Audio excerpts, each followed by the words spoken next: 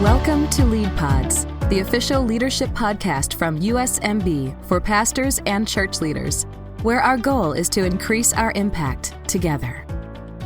Hello friends, welcome to episode 131 of the USMB Lead Pods. My name is Matt Ersman, and as always, so grateful to have you with me for a new episode today. So today, I have the honor of speaking with Galen Wiest. Galen is a regional mobilizer from Multiply who works with churches and missionaries around the world for a lot of different things. You'll hear more about that here in just a second. But we actually spent our whole conversation today talking about something that's not really a part of Galen's job description, but something that he's passionate about and something that I think is so timely for us as church leaders. And that's the idea of spiritual formation and spiritual direction. If you're like me, I feel like spiritual formation, spiritual direction, these are kind of buzzwords that I hear a lot of pastors talk about today. But to be honest with you, at least I kind of have trouble defining it, and so Galen does a good job of spelling that out for us. How it's really different from discipleship or evangelism. It's kind of its own thing. And man, I've been in ministry for a while now. I know many of you have as well. And I just know many pastors, many church leaders are tired. We're burned out. It's hard for us to keep our own faith alive when our jobs depend on us being faithful to other people. So this idea of spiritual formation, spiritual direction is really all about getting back to just being with Jesus, remembering how he feels about us and how he wants to lead and direct our lives. So to be honest, this is an episode where I felt a little convicted. I felt like I learned a lot. I think this is something that really is really important for all of us in church leadership. And so Galen will do a much better job than I am at describing this in more detail. So after a quick break, we'll get right to my conversation all about spiritual formation with Galen Wiest. The spiritual formation of a leader involves many steps and moments of incremental development. Multiply seeks to serve USMB churches by providing opportunities to raise up and equip tomorrow's leaders and engage them in God's mission. How? Through programs like SOAR, which brings church teams together for a few days of mission training and local community outreach. Or TREK, an 8-month mission program for youths ages 17 to 21 that involves in-depth training and service. Go to multiply.net today to learn how we can partner together on God's mission. All right, friends, I'm excited to introduce you to a new guest for the podcast. And today I'm talking to Galen Wiest, and Galen is a regional mobilizer with Multiply out in Fresno. And many of you probably know Galen. He's been around for a while, and I've had the privilege of interacting a few times. So Galen, welcome to Lead Pods. We're glad to have you with us. Well, thank you, Matt. It's good to be here with you today. Yes, we have a lot of ground to cover, so we'll dive in quickly here. But before we go too far, a couple of things. So can you just share, again, if people haven't met you before, a little bit of background and maybe explain exactly what a mobilizer is? And we've had a few of you on over the years, but introduce yourself and explain kind of what your role entails. Okay. Yeah, so for the last 18 years, I've been working on the West Coast with Multiply as a regional mobilizer. And very simply, our job is to help connect our MB churches into a global mission with Multiply. And so it's also about sending short-term mission teams, people that are interested in being a long-term missionary. We walk them through the whole process, do some coaching there, and then work alongside churches as they develop their mission strategy and whatever they need in connecting to our missionaries. So it's a very diverse and also fun and at times frustrating job. Yes, I'm sure. When you and I were chatting beforehand, you've got experience both as a pastor yourself and as a missionary. So you've got kind of your foot in both worlds with your own experience. So has missions kind of always pulled you, or how did you end up where you're at? What was the kind of the heart behind it? Yeah, so I grew up on a farm in Dinuba, California. And when I was 7, my parents were part of a team that went and started the Kingsburg Mennonite Brethren Church. Okay. And so evangelism and reaching lost people, that was like, if you're a church plant, like if you don't do that, you're not probably going to grow. Right. And so as a kid, that was always a part of my experience. We had missionaries that came through our home and through the church on a regular basis. And so missions was always just a part of what I grew up with. Yeah, I think I got my call to ministry when I was at Emmanuel High School my junior year. A guy from Missionary Aviation Fellowship came and talked about that. And I knew I didn't want to be a farmer. I told my dad, I'm not going to be a farmer. I hoed too much cotton, too many weeds out of the cotton as a kid growing up. So I didn't want to do that kind of stuff, although it's changed since then. But I think that initial encounter and Initially, I thought, well, I'd go be a missionary pilot. It never worked out for me. But a long story short, Lynn and I we end up working with Multiply.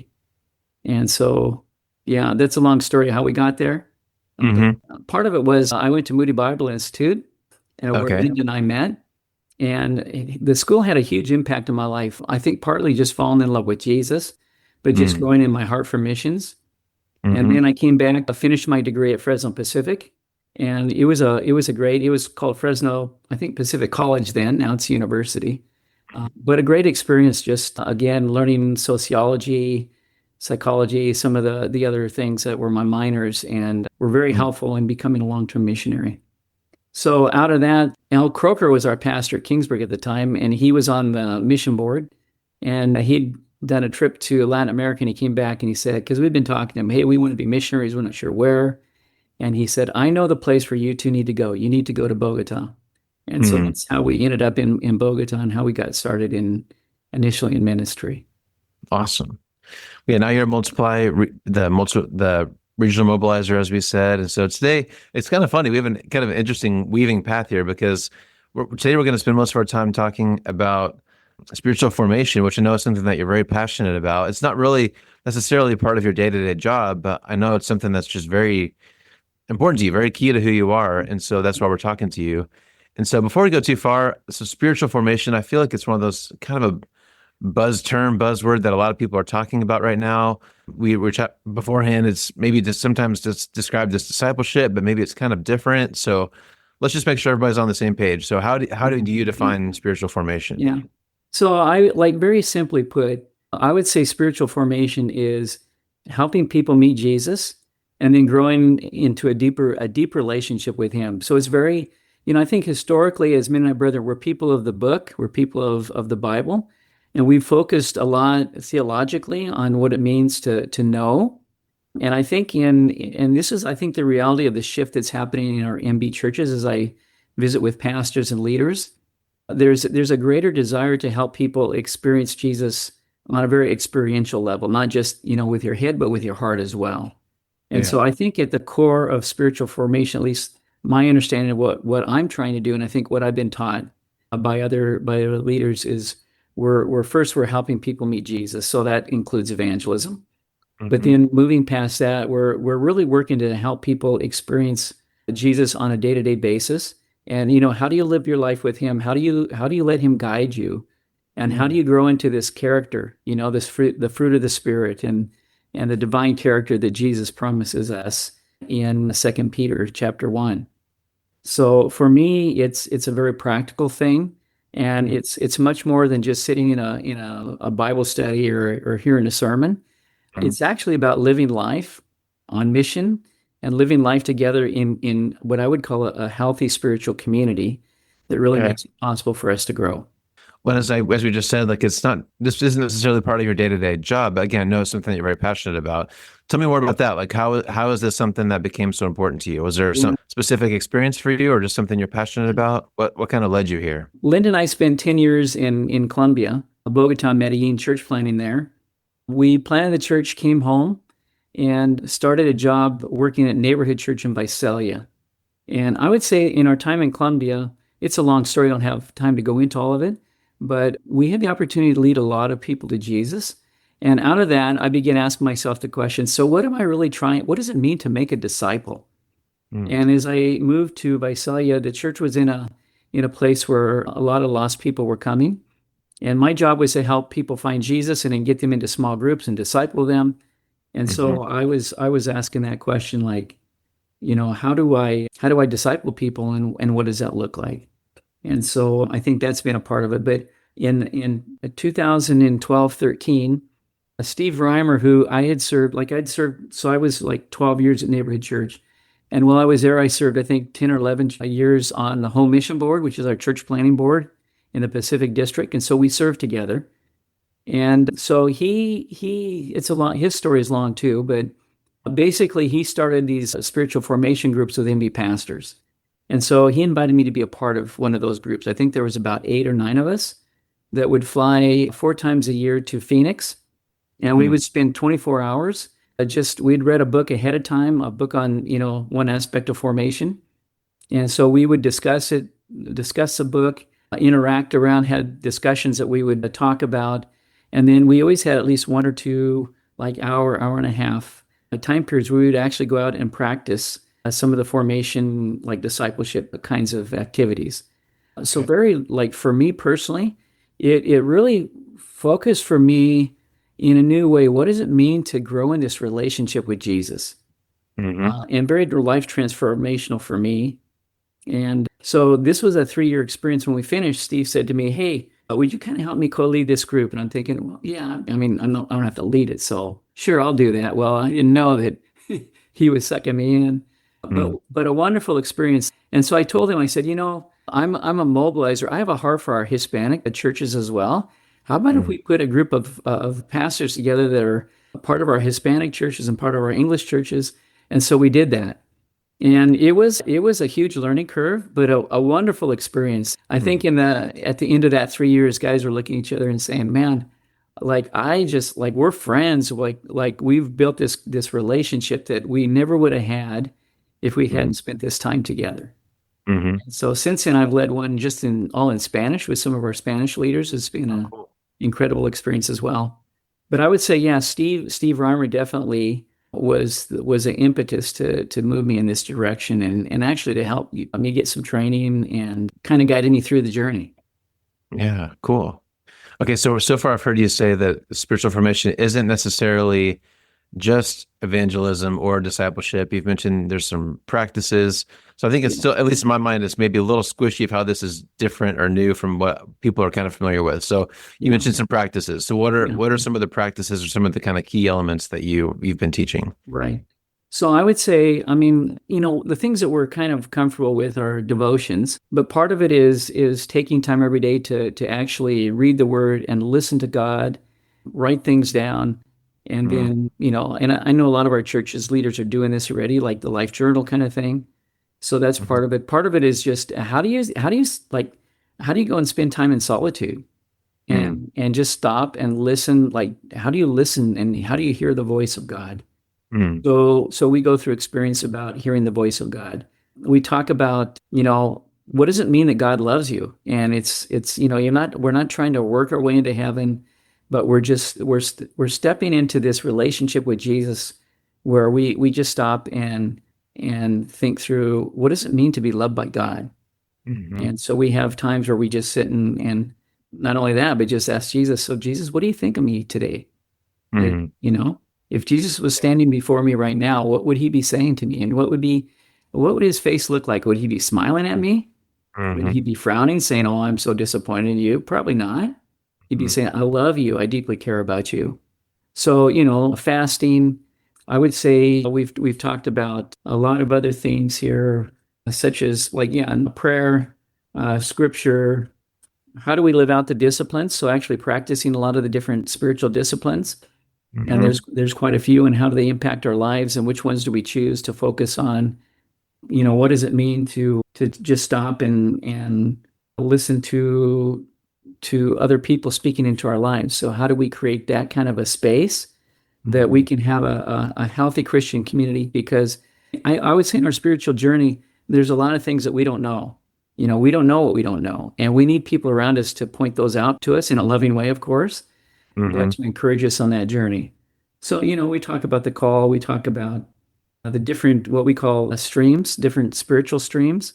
Because as me and my brother, we're one stream of how God speaks to people, but there's other ones as too. There's a charismatic, there's the Roman Catholic, there's a whole bunch of different kind of spiritual streams that God uses because we're all different in how he interacts and he talks with people. We talk about the spiritual gifts, and I think a big one is just like, how do we actually grow in that relationship with Jesus? Like, how do we make disciples?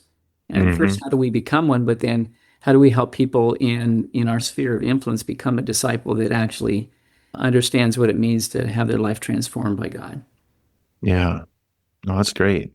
So if I heard you right earlier, you said the experience with Steve Reimer, was that 2012? Is that what you said? I think around 2012, 2013 is when we started that group. Yeah. Okay. So you've been in ministry for a long time. So you were in ministry before then, obviously. Yeah. So help me just understand, what did your life look like before and after? How did this kind of transform your own relationship with Jesus?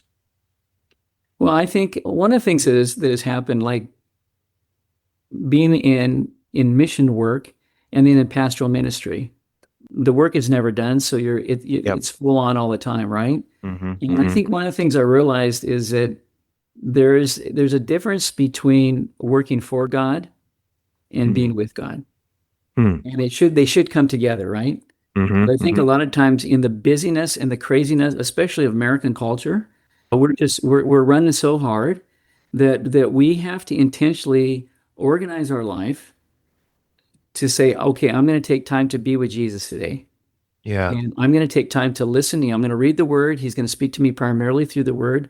But there's Hmm. times when he speaks to me through the spirit, through my conscience, and through that, what I call, what we've called the still small voice of the spirit. Yeah. Uh-huh. And if I don't stop long enough to listen, Mm. I'm going to miss what he wants me to do.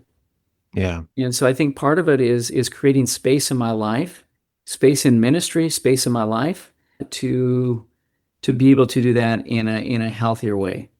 And I think part of it's organizing the rhythms of your life. Pastors are burning out.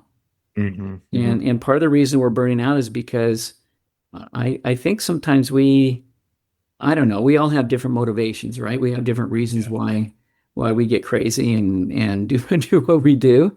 But I think part of it is just because we actually believe what people are telling us that they can't live without us. And we know they can. But a lot Yeah. of times, people's demands and the demands of the church, the demands of ministry, just suck us into the point that we lose perspective. Yeah. And so I think part of spiritual formation for ourselves, first as pastors, is to stop and say, okay, you know what? God can do this without me, and the Hmm. church can do this without me. Hmm. But if I want to be healthy and if I want to be a good leader and if I want to help people really know Jesus, then first I have to take time to do that for myself. Yeah. And if I don't do it for myself, I'm not going to be helpful for the rest of the body. Hmm. And so I think for me, that's been, and it continues to be a challenge. Like I would say that I don't know too many leaders that I talk to that say, okay, man, I'm there. Like everybody, Hmm. and I do spiritual direction with people, which is another category that we can talk Hmm. about. But basically, you're sitting and helping people listen to what the Spirit of God is saying to them. And Hmm. I think we all struggle with, am I good enough? Does God love me? How do I live this life in a way that at the end I can look back and say, well, I did all these things for Jesus. My Hmm. life with Jesus has grown, and I have this deeper intimacy, and I've become more like Him. And if Yeah. we can get there, that's like for me, that's the heart of what we're trying to do. Man, I absolutely agree. And you're talking about just how we're so busy and just the craziness of culture. And I think often pastors, I don't know if they're the busiest people, but there's just a long list of demands on pastors. Yeah. There's so much that is expected of them. So I can imagine this an experienced pastor maybe feels like you're saying, they've got all these weights that they have to carry. And I could see it'd be really easy to not care for yourself and just continue to pour Yeah. into others and not really be able to take care of yourself spiritually. I could totally see that. So you mentioned that you're spiritual director, and I've heard people talk about spiritual advisors. And again, Yeah. at least to me, this is kind of a new It phenomenon is. where people are kind of starting to seek out Yeah. help in this regard. So maybe talk about that a little bit more, because I think people might have a little bit of confusion of like Okay. what's a pastor, what's a counselor, what's a therapist, what's a spiritual Yeah. advisor, and because there's kind of a little bit of muddy middle ground Yeah. probably there. So what Yeah. exactly does that mean? Yeah, and I think like I should be careful where I say that because some churches I say that and they're ready to call me a heretic, right? Because Yes. that's a Catholic thing or that's. But I think look, spiritual direction, it's not a counselor. What you're doing is you're sitting down with a person and you're helping them listen to the voice of the Spirit and Hmm. you're encouraging them to move forward in what God is encouraging them to do. So a way to explain this it'd be like a midwife helping a woman give birth to a child. Okay, Hmm. you're not giving Hmm. birth, but you're encouraging that along. You're saying, okay, so here's some things coming. Hey, have you thought about this? In your journey, what are you like? How are you spending time with Jesus, or what is God saying to you? One of the words I like to say as well. So, what is Jesus inviting you into today? Hmm. And if we're not spending time with Jesus, it's kind of hard to answer that. I mean, Yeah. we might have our own ideas, but so I think spiritual direction. For me, I have a spiritual director, and it's been a huge help in my spiritual journey because that person's always asked me the questions that I don't necessarily want them to ask.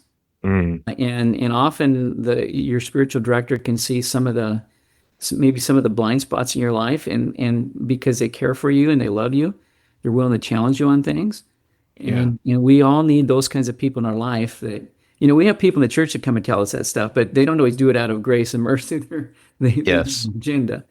So I think that we all need somebody in our life that can walk that journey with us and just encourage us and exhort us at times, but also just remind us of what God is doing in our life.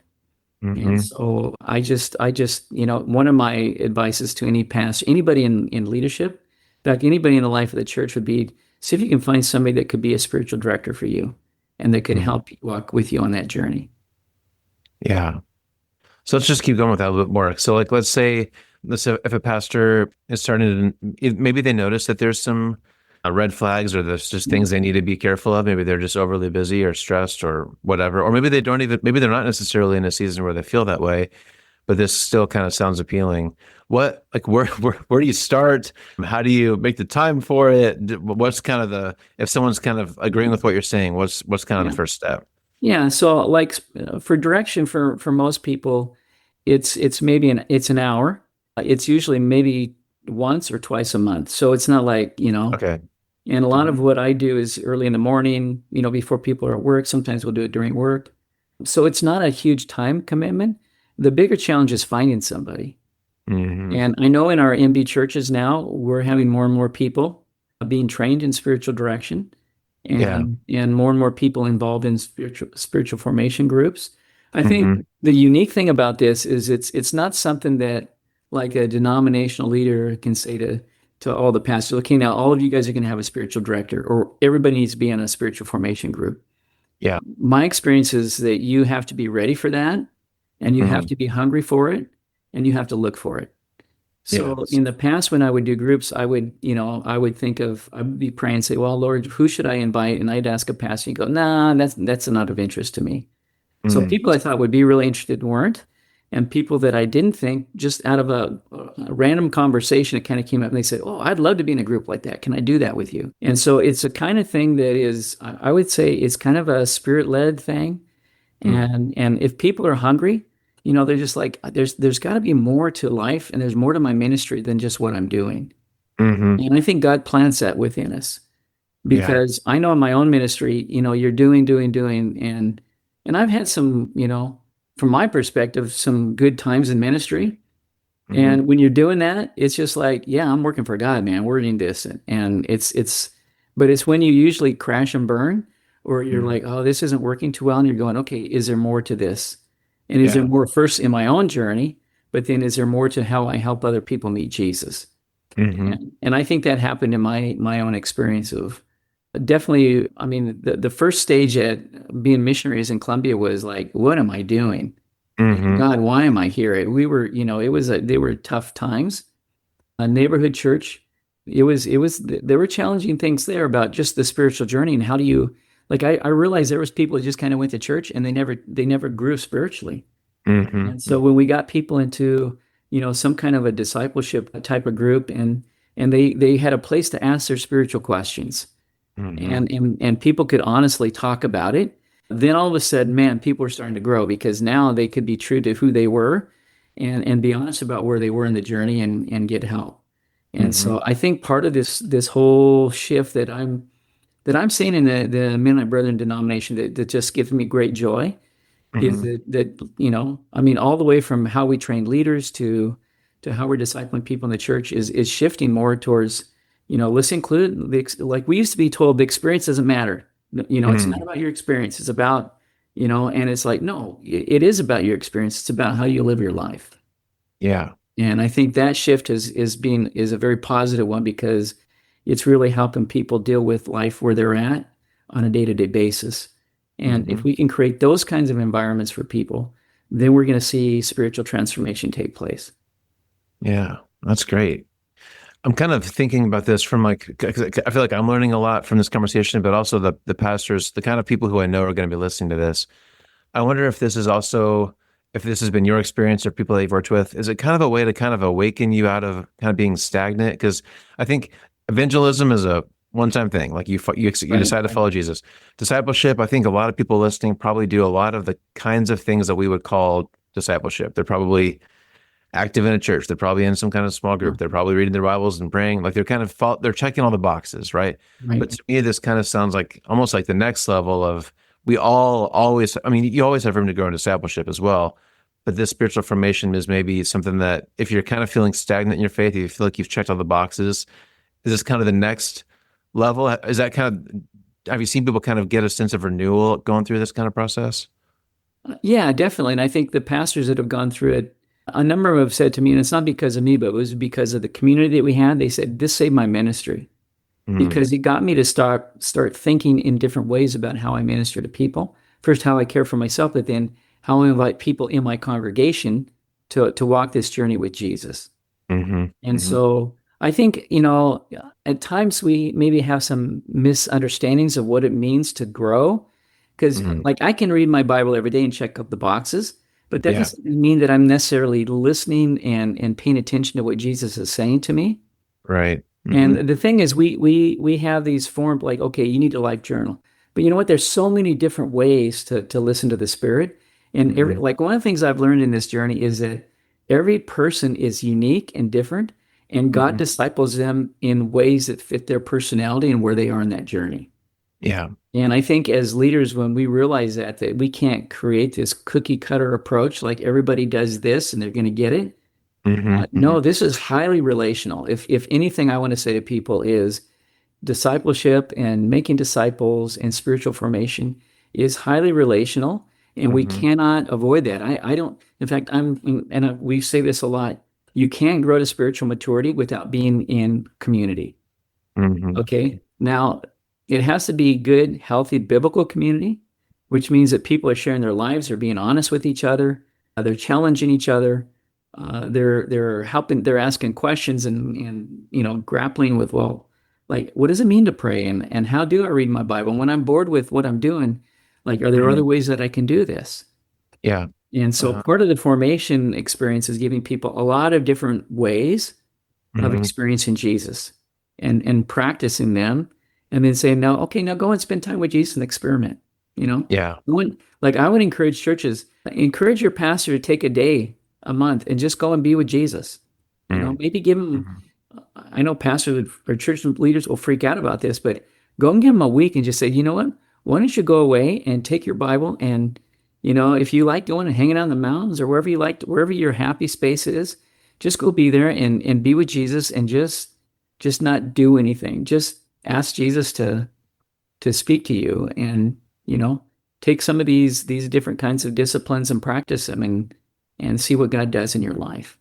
Yeah. So No, this that's is good. about us and Jesus. It's about just being loved by Jesus and knowing him and Yeah. experiencing that in new ways. And so, yeah, if we're stuck in ministry, which we all do, I've been there. I can hmm like I've been there. hmm And I think this really helped me because number one, it got me into relationship with other pastors. And so hmm I still call some of these guys, hey, how do you still, I always tease them, do you still love Jesus? Yeah, I said, yeah. But I think, we need those kinds of promptings and encouragement, and we have to be honest with ourselves. hmm If I'm stuck, I'm stuck. Like, go Yeah. get help. It's hmm normal. It's normal. Yeah. We're messed up because we're sinners, right? hmm But the hmm sweetness of it is we're moving into this relationship of living in the kingdom with Jesus.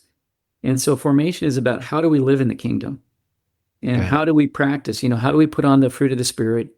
How do we practice this life with Jesus? And so Yeah. I think as we encourage each other in that journey, and so there's no format, there's no secret sauce in all of this. hmm hmm It's highly relational. And I just think that that's the piece that we need to. And the thing is that that's the hard part in our culture, right? hmm Because hmm we're so busy, we've forgotten how to we don't even know how to entertain people anymore. Like, Yeah. hey, why don't you come to my house for dinner? Oh, okay.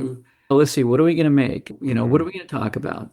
Yeah. And I think for us to move back and say, look, let's make this priority of just being a loving community, because the world is eager for that stuff. Yeah. The world they've got their questions and are looking for people that love Jesus. And when they find it, they're going to come looking. They're going to come Hmm. looking. Yeah. Well, this is great, Galen. So I keep hearing the ideas of community and relationship, and I guess one of my next questions is this something like, do you kind of, if someone wants to step into this new, if idea is new to them, do you kind of need a spiritual director, advisor? Do you need someone else to kind of get you started, or is this something that if this is new, you can kind of start it on your own, or do you really need to start with the community and relationships, or can you just talk about that a little bit? Yeah. So I think part of what we've done with these formation groups is we've tried to model for people what this looks like, and Hmm. we'd encourage them to go out and build another group. So there's quite a few MB pastors around that have Hmm. been part of these groups. And I would say for a pastor that's looking for that, I mean, they can call me and I'll point them to in a direction, right? Hmm. They might know of somebody that's offering spiritual direction. Like, make sure that they're a godly person, not, because Yeah. the pagan world also does direction, right? So I think Hmm. that's why people get nervous about using that word, because they know other religious groups, whatever they are, but would Hmm. use that term. So we're talking about definitely a God-centered, spirit-centered kind of person that can walk with them. But we need help. I mean, Yeah. you like, there's all these books you can read and that give Hmm. you help, but get into it with at least another pastor and start working towards it. And I would say talk to the district ministers. I know Aaron's the one that put me onto this, to have this call with you. So, Aaron would be able to I think, guide and encourage people where to go. Hmm. And I would be more than willing to, you know, encourage people. If people want to call me, email me, whatever, and just start the conversation, I'd be more than willing to help them. Yeah. Well, that's I, awesome. I'm still working full time at Multiply, so that's my day job. But Right. but I'm retiring. I've already announced this, but I'm retiring in December. And Oh, so okay. and so part of what I'm asking Jesus again, hey, what do you want me to do in retirement? Hmm. But Hmm. this is part of my passion, is because I know that as leaders, this is one of the things that keeps us in ministry Yeah. and helps Yeah. us do it in a healthy way. So, yeah. Well, we've talked a few times already about how the reason why this is kind of I don't know if problem is the right word, but it's something that's important, something that doesn't necessarily happen naturally. Again, because I know that pastors are just so busy and there's this long list of tasks, and maybe we would be, well, actually, I know we'd be in better shape spiritually if we weren't so busy. But I know a lot of people listening, even as you were speaking, Gail, and I was thinking, like, if I were to take a week and just spend time with Jesus, like, to be honest, that sounds great. But I Yeah. think a lot of people are in their minds like, oh, that's impossible. It's a pipe dream. It sounds Mhm. lovely, but how in the world Yeah. can I be a pastor and keep my church going, but I'll really do this? So I'm sure you've wrestled with that yourself. And again, Sure. others that you've worked with. How do you coach people to work through just what seems like the impossibility of that? Right. Yeah, and I think part of it is a pastor has to sit down with their elder board, and they need to have this on honest conversation about what does it look like to be healthy in this job. Mhm. So maybe a church won't give you a week, but at Multiply, they give us one day a month where we can just stop what we're doing and go and spend time with Jesus. The missionaries Mhm. on the field, us here at the home office, Mhm. and we don't always take advantage of it. That's a sad thing. It's like, Yeah. well, we got to do all this stuff. But Right. the bottom line is, I think if we're going to be healthy, we have to plan for it. It just doesn't happen. Mm. Okay. Mhm. So as leaders, the demands are so great and everybody needs us. And we are fulfilled by meeting people's needs. Like, so we're like in this codependent relationship. We can be. Mhm. And part of it is just saying, okay, sitting down with the elders and the leaders of the church, maybe some friends, and saying, okay, and maybe with your spouse, and saying, how do I reorganize my life? Because I have to prioritize what are the important things. Mm. And so what is important? What is important in my ministry that I do? And what are things that I just don't do? I pass on to other people. But Mhm. part of it is a planning. Part of it is, if you're going to grow, you have to discipline your life and you have to work towards it. So it's just Yeah. not going to happen. It's not going to just happen. You have to work towards it. Yeah. And so I've like we've talked among our pastors too about, like, how do we do that? And I think it starts with the pastor himself, and he Mm. has to say, okay, this is important for me. So Mm-hmm. I'm going to order, when am I going to spend time with Jesus every day? Mm-hmm. Where am I going to spend time? Not just preparing a sermon, but where do I spend time reading my Bible, taking some time just to stop and listen to the voice of the Spirit and say, God, would you reorientate my day today? Because I Mm-hmm. have all these demands and I've got this big challenge in front of me. I don't know what to do with it.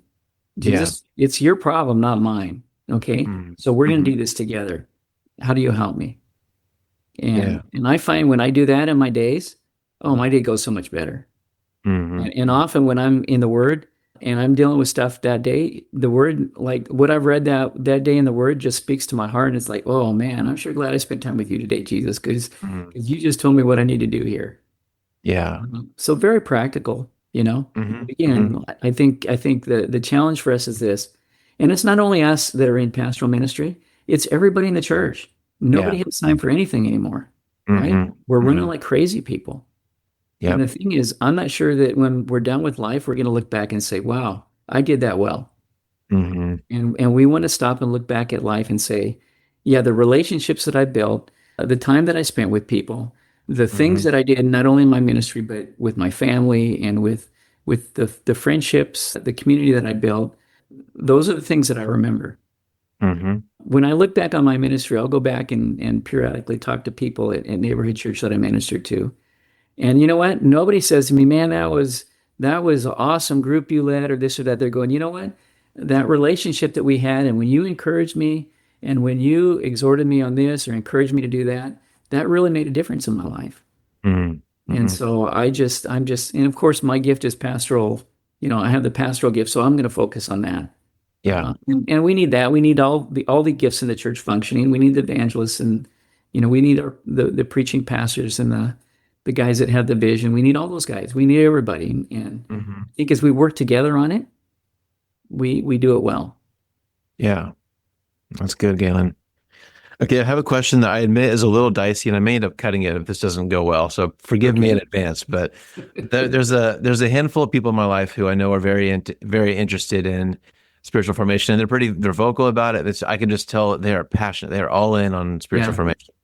And if I'm on, it's kind of interesting to me. They're all very similar people, and maybe it's just that they're the most healthy people I know. I don't know, but to me, there's kind of a personality type that's really drawn to this, or maybe it just comes a little bit more naturally to them, compared to some other people who they're good leaders, but this Sure. specific practice doesn't really come naturally to them. And honestly, there's a couple of leaders I have in mind who I have a hard time imagining them actually doing this.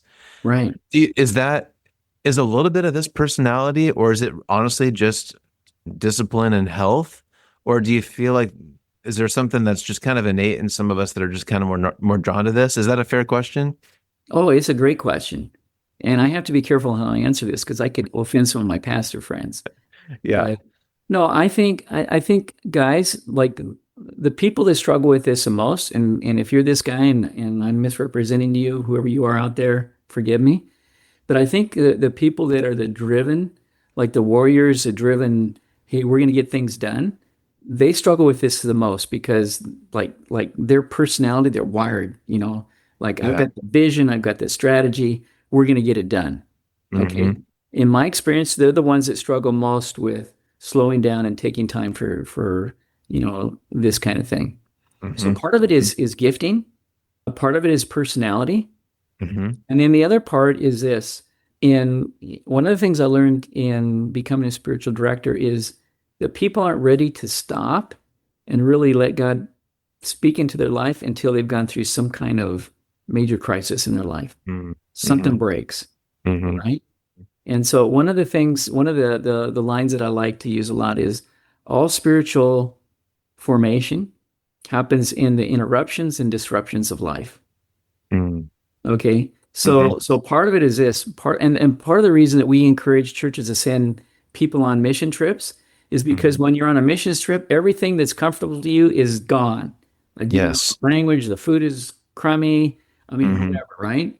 Yeah. And it puts you in a place where God can actually speak to you and work in your life in different ways. And we see a lot of transformation happen on mission trips for that reason. Mm-hmm. And so part of this journey is to say, okay, God is in this like I shouldn't be afraid of suffering. I shouldn't be afraid of these disruptions, the no's that God says, nope, you're not going to do that, or things don't work, because it makes me stop and go back and say, Jesus, what are you doing here? How do I join you in what you're doing? It's not about me, it's about you. And so a lot of times, and this is when burnout, like when people are going through burnout, is when often they're looking for, okay, now what do I need to do different, right? There's got to be more to this spiritual journey than just what I'm doing. And Right. that's that's often when we see people saying, "Oh, maybe I need to be part of a group like this, or maybe I need to have a spiritual director that can help me sort through this." Okay, counselors are good too. Like Christian counselors are super important because they help us think through how we do it, as far as the psychological and the relational stuff. So formation, the spiritual direction is very different in that it's very focused to listening to the Spirit, where I would say pastoral counseling is taking people to the Word, saying, here's what the Word says. Let's talk about how how you deal with your problem according to that. Yeah, that's good. So yeah, but yeah, and some of us that are like, it's everything. You get the evangelist, and he thinks everybody should be out on the street preaching or Right. rescue mission or whatever, right? They're just, and we need everybody to be fanatical in the area, because when we all do that together, then we kind of calm each other down, and it's a good thing. Yes. So, tell your friends, hey, take a chill pill a little bit, okay? Like there's other gifts in the body. Let's all work together on this. Yes. Well, I'm glad you said that, because I think you're right, that I think there are different gifts, all of them are necessary.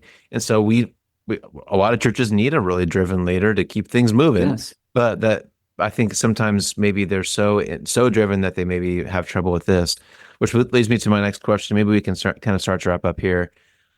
How would you define a spiritually healthy leader? Because I think some people listening, maybe if they are that driven type, I think it's possible to be driven and spiritually healthy, right? And it's probably possible to be spiritually healthy and not driven. Yeah. So how do you define a spiritual healthy leader, and how can we kind of chip away towards that? Yeah. So, I mean, we could talk for a long time on this, and there's people better qualified to talk about this. But first, I want to just say, if you're a driven leader, I'm not saying that you're not tight with Jesus. So I just want to make sure that's and clear. you didn't say that. Yep, I didn't even hear you say that, but just wanted to clarify. I think the first thing is, to be a spiritually healthy leader, you need to be honest with yourself. So you need to have a safe place, like I've talked about, where you can find a spiritual community where people can challenge you. Like you need to have people speaking into your life. And I think often driven leaders like to have, a group of leaders around them that thinks like them. And you always need at least one person in that group that's saying, well, what about that? What about this? So that's the first thing. The second thing is, you need to be spiritually hungry. Like if you're not spiritually hungry, you need to be concerned, because you need to be asking yourself, do I long to be with Jesus? Do I, and if not, just say to Jesus, hey, Jesus, like I'm stuck here, and I need, can you revive my hunger for you? Because I think that ongoing, and there's that ebb and flow in our spiritual journey of that. There's sometimes when we're just like, I can't get enough. And there's times when, God, leave me alone. And usually when we're like that, it's because he's inviting us to do something and we're saying no. Yeah. And so, like I said, just pay attention to your soul. Third is, we need to understand that being is as important as doing. And so, growing in the fruit of the Spirit, understanding the being is becoming like Jesus as we grow, and as we grow in these character qualities, is as important as what we do for growing the kingdom. And we can't separate the two. We can't say, well, you just do one or the other. Like, in history, you have people that went and sat in the cave and just spent time with God. But they weren't doing much for helping to make disciples. Right. And then I think one of the key ones is this: we need to be gracious with ourselves. We need to give ourselves grace and realize that Jesus, he knows we're weak people, and he forgives us. And every day we get up and he says, hey, come hang out with me today. And we can confess our sins, and we can say, well, Jesus, I didn't do too well, yesterday. And he'll say, yeah, you're forgiven, man. Let's do it again. And so I think we can be really hard as leaders. We can be really hard on ourselves. Yeah. And then it can lead to self-deception, where we deceive ourselves to think we're in a better place than we are. And so I think that ability to be gracious with ourselves and just be willing to say, yeah, you know what? this is a lifetime journey of growing to be like Jesus and knowing him and living that relationship with him. And I'm going to enjoy the experience. Yeah. And I'm going to live into it every day. That's And good. like, this is an awesome experience. Like I think I'm close to 38, 39 years in ministry. Mm-hmm. And I wish I could go back and do it with a more chilled posture.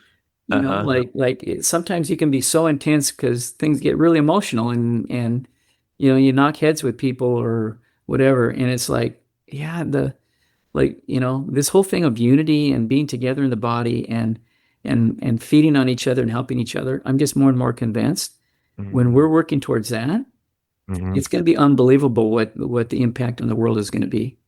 But we have to let go of ourselves and let Jesus change us. And so that's my encouragement to all of us. And I'm speaking to myself here is this journey of becoming like Jesus and living in the kingdom now is something that is attainable. And we can live in that life now. We don't have to wait till heaven. We can actually enjoy the spiritual life now in a way that is a beautiful thing. And so I just really pray for all of us that we can do that and we can help each other on that journey. Yeah. Very well said, Galen. I love it. Okay, we're kind of going over time here. This has been really helpful to me. I love it. Last question. Do you have any other books, resources, podcasts, videos? Is there kind of a 101? What's a good first step if they want to kind of do some further research here? What's a resource you recommend? So I would say if you want to get a handle on like what is this all about, Dallas Willard's book on renovation of the heart is very much a practical guide to how to be a disciple and how to make disciples. I think it's Brian Smith, Good and Beautiful God. He has a series of 3 books, but very helpful just on, God's posture towards us. And there's some actual disciplines that you can practice there that help you on the journey. I would say that's good. And then Spirit of the Disciplines by Dallas Willard. Like I could go on and on. I mean, there's so many people writing about this stuff nowadays. Yeah. And a lot of good stuff. But I would say those 3 books have had a huge, especially the renovation of the heart. I'm looking at that thing all the time, reminding myself of what I'm trying to do in my own life and as I disciple other people. Yeah, that's good. I do think there's a kind of a renewed interest in this recently, probably because our culture is so crazy. I know this is a popular topic of conversation, a lot of books. I'm a fan of John Mark Comer. I feel like he's kind of the next in this little stream who's kind of pushing this forward. So I think it's very important. So, well, Galen, this has been great. I feel like I've personally learned a lot. I hope it's been helpful to our audience. So thank you so much for sharing with us today. I feel like we should probably do a part 2 sometime. I feel like there's more to learn, but grateful for your time today. Thanks for being here. All right. Yeah. Thank you for inviting me. USMB Gathering is heading to Salt Lake City, Utah in 2026. Our location is a 10-minute light rail ride from the airport and nestled in the heart of downtown. Just a short walk from Temple Square and other attractions. You'll enjoy breathtaking mountain views and a vibrant city to explore, all while making valuable connections with others in our USMB community. We'll share more details later, but for now, save the date and plan to join us for USMB Gathering 2026, July 21st through the 25th of 2026. Well, one more time, many thanks to Galen for spending time with us today. And again, I feel like I learned a lot, and a lot of those things are sticking with me, really convicted me a little bit. A couple big ideas that stuck with me. I love that Galen said there's a difference between working for God and being with God. Ouch, kind of felt that one a little bit. And I also appreciate the reminder that if we're going to be healthy, we have to plan for it. These things don't just happen. It takes intentionality on our part as church leaders. So I hope those things are meaningful to you as well, and you take some time to take some next action steps. A few times today, Galen mentioned that he is fine with us emailing him with questions, or if we want next steps, some guidance from him. So his email is just galenw@multiply.net. If you check out the Multiply website, I'm sure you can find him listed there as well. So one more time, Galen, thanks for a great conversation today. And with that, we'll go and wrap it up. So once again, thanks so much for listening and being here. I look forward to seeing you again next time here on Lead Pods. Thanks for listening to Lead Pods. Make sure you don't miss an episode by subscribing to our show wherever you're listening today. Learn more by visiting usmb.org and be sure to follow us on Facebook, Instagram, and Twitter. We'll see you next time as we learn more practical tools to increase our impact together.